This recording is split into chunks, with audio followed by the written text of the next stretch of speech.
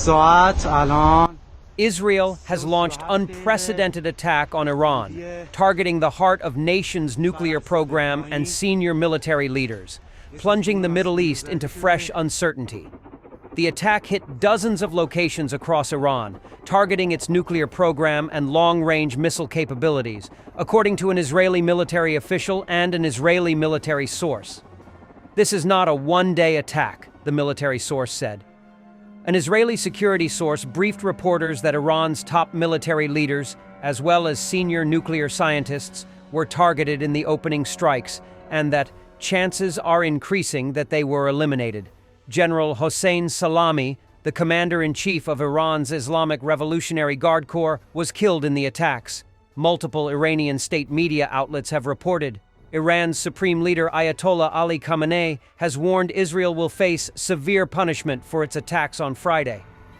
Khamenei confirmed a number of commanders and scientists had been killed in the strikes, which Israel said hit nuclear targets, in a statement released by the Iranian state media agency, IRNA. Khamenei said Israel had committed a crime at dawn and claimed it had struck residential areas. The regime must await a severe punishment. In the enemy's attacks, a number of commanders and scientists were martyred. Their successors and colleagues will, God willing, immediately continue their duties without pause, he said. With this crime, the Zionist regime has prepared a bitter and painful fate for itself, and it will certainly receive it.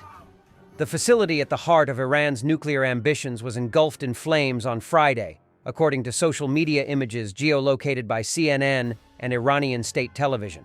The nuclear complex in Natanz, a city about 250 kilometers, 150 miles, south of the capital Tehran, is considered Iran's largest uranium enrichment facility and houses the country's advanced nuclear program. Analysts say the site is used to develop and assemble centrifuges for uranium enrichment, a key technology that turns uranium into nuclear fuel. Social media video geolocated by CNN shows smoke rising from the direction of the facility. Video from Press TV shows large plumes of smoke billowing high into the sky from the complex. Data from NASA's Fire Information for Resource Management System showed a fire at the facility starting after 2 a.m. local time, 7 p.m. ET. The Iranian government has not commented publicly on the Israeli attacks.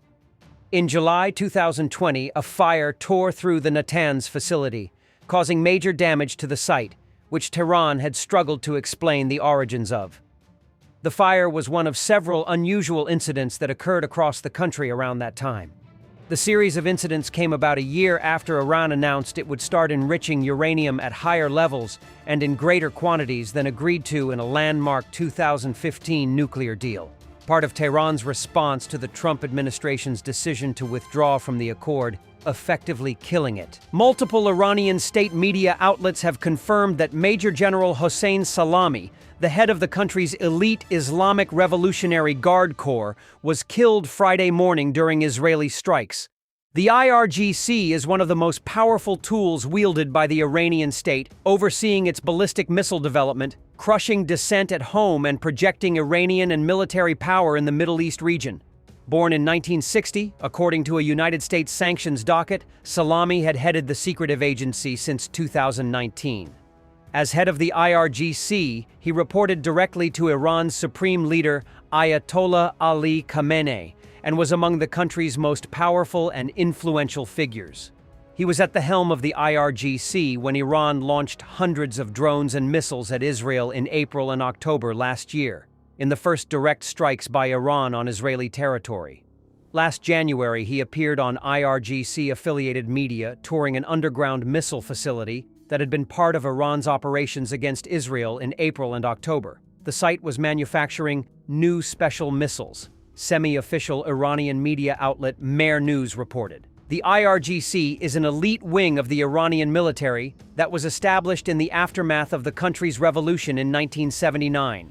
Analysts say it supports proxies in Yemen, Syria, Lebanon, and Iraq.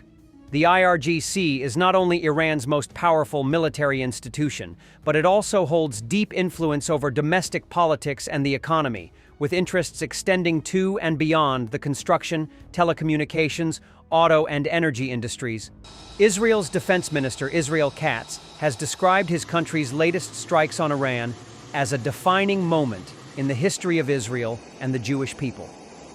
Speaking to members of the General Staff Forum before Israel launched Operation Rising Lion against Iran in the early hours on Friday, Katz said the attack is aimed at thwarting Iran's capabilities and remove the threat of destruction from Israel. We are at a key point where, if we miss it, we will have no way to prevent Iran from developing nuclear weapons that will threaten our existence, he said. Israeli Defense Minister Israel Katz. We have dealt with Iran's proxies over the past year and a half, but now we are dealing with the head of the snake itself.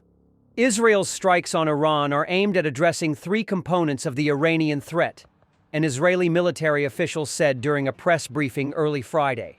The most important and urgent component is what the official described as the nuclear trigger. Today, Iran is closer than ever to obtaining a nuclear weapon, the official said. Weapons of mass destruction in the hands of the Iranian regime are an existential threat to the state of Israel and a significant threat to the wider world. The official cited International Atomic Energy Agency reports that detailed the advance of the Iranian nuclear project that goes beyond civilian use.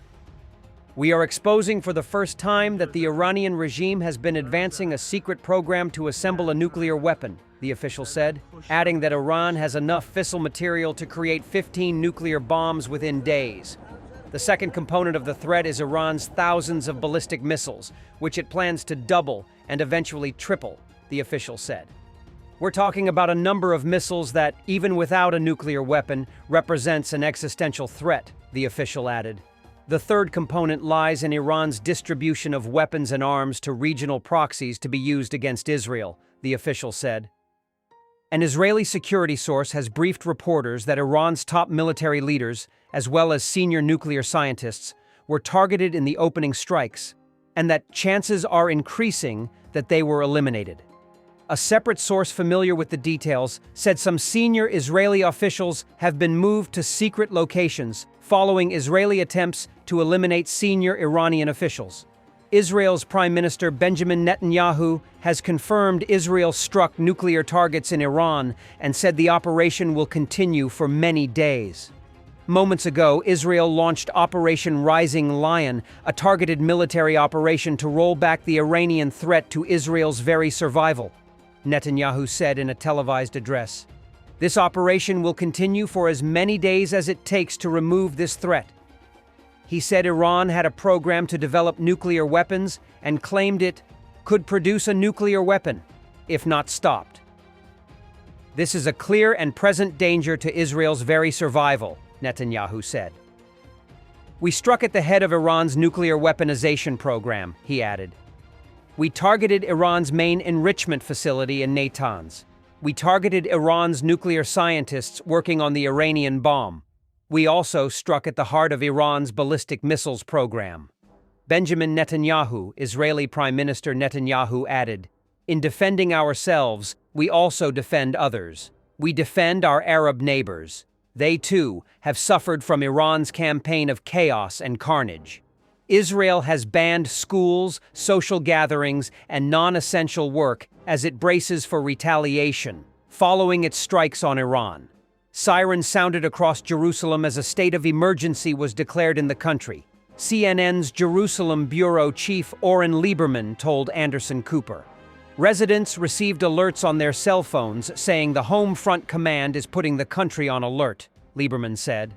The Israel Defense Forces announced changes to the country's Home Front Command defensive guidelines, shifting all areas of the country from full activity to essential activity at 0300 hours local time.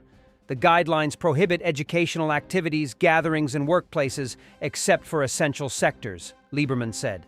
In the hours before Israeli warplanes carried out attacks on Iran tonight, raising fresh fears of all-out war in the region, President Donald Trump made clear it was an outcome he hoped to avoid. I don't want them going in because, that would blow it, he said, referring to his diplomatic efforts to curb Tehran's nuclear ambitions. The fact that Israel went in anyway, without any U.S. involvement and against the president's publicly stated wishes, now thrusts Trump into one of the biggest tests of his young second presidency. By his own telling, the strikes risk scuttling his attempts at diplomacy with Tehran, even as his top envoy was preparing to depart for Oman for another round of talks this weekend. It casts a pall over his already tense relationship with Israeli Prime Minister Benjamin Netanyahu, with whom he has sharply disagreed for months and whom he urged as recently as this week to hold off on a strike. And it presents him another global conflict without any easy resolution, this one with tens of thousands of U.S. troops potentially caught in the regional crossfire. Still, for all the complicated dynamics for Trump to now sort through, the attack hardly came as a surprise to the president and his team. Even as he was speaking from the East Room on Thursday in the U.S., the president and his aides were aware the strikes were likely coming soon, sources said, despite Trump's repeated attempts at urging Netanyahu to hold off. Afterward, a terse statement from Secretary of State Marco Rubio sought to put distance between the U.S. and any role in the attack. Tonight, Israel took unilateral action against Iran. "We are not involved in strikes against Iran, and our top priority is protecting American forces in the region," read the statement, which was distributed by the White House. Israel advised us that they believe this action was necessary for its self-defense. President Trump and the administration have taken all necessary steps to protect our forces and remain in close contact with our regional partners, Rubio continued. "Let me be clear. Iran should not target U.S. interests or personnel." Devoid of even boilerplate language offering support for Israel and its defense, the statement made clear, this would be Israel's conflict, not Trump's. Thanks for watching, and don't forget to subscribe. Also, if you want to support Warthog Defense, please become our member and get early access to new videos, exclusive members-only videos, and become administrator in comments section. The membership link is in the description. Rescues every day. We had a guy last week at 6 rescues in 6 days. He's doing the job every day.